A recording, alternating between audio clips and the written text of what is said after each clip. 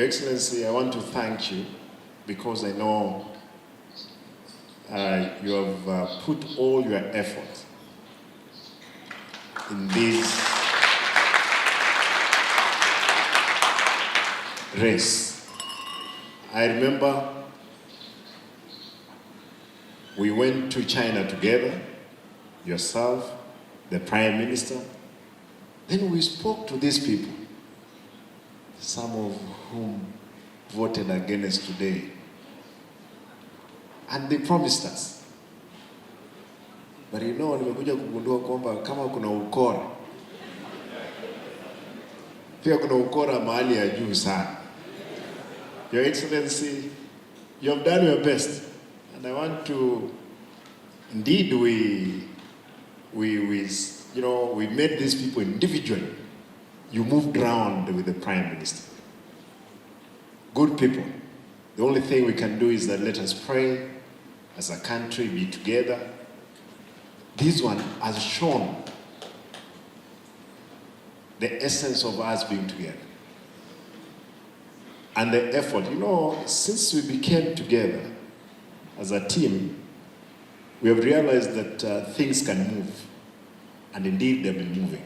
We hope things will continue moving smoothly back home as they were. I was just pulling something with Nanok here. You know, when you go to the funerals, it's not every person who goes to the funeral to mourn. Some, they are looking, when are they going to serve as food?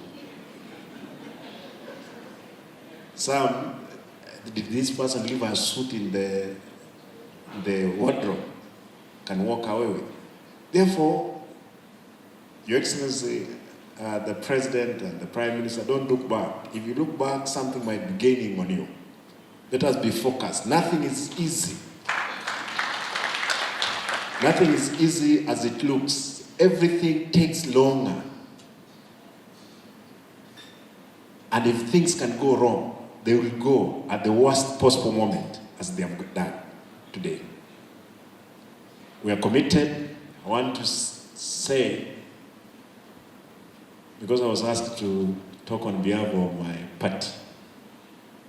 party leader, who was the candidate for AU, and being the deputy party leader, we are committed to make sure our country moves forward and make progress.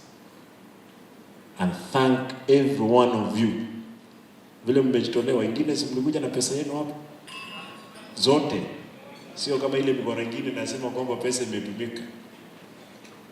Pesa imetumika, kwani pesa imetengenezwa ya kufanya nini? Ni ya kutumika. Na tumetumia pesa zetu. We have not used government. Kama mimi, I'm sure we have not used government money, but we are determined to make sure the country again shines. Thank you. Let us restrategize again, sit back, we make progress. Asanteni na Mungu awabariki.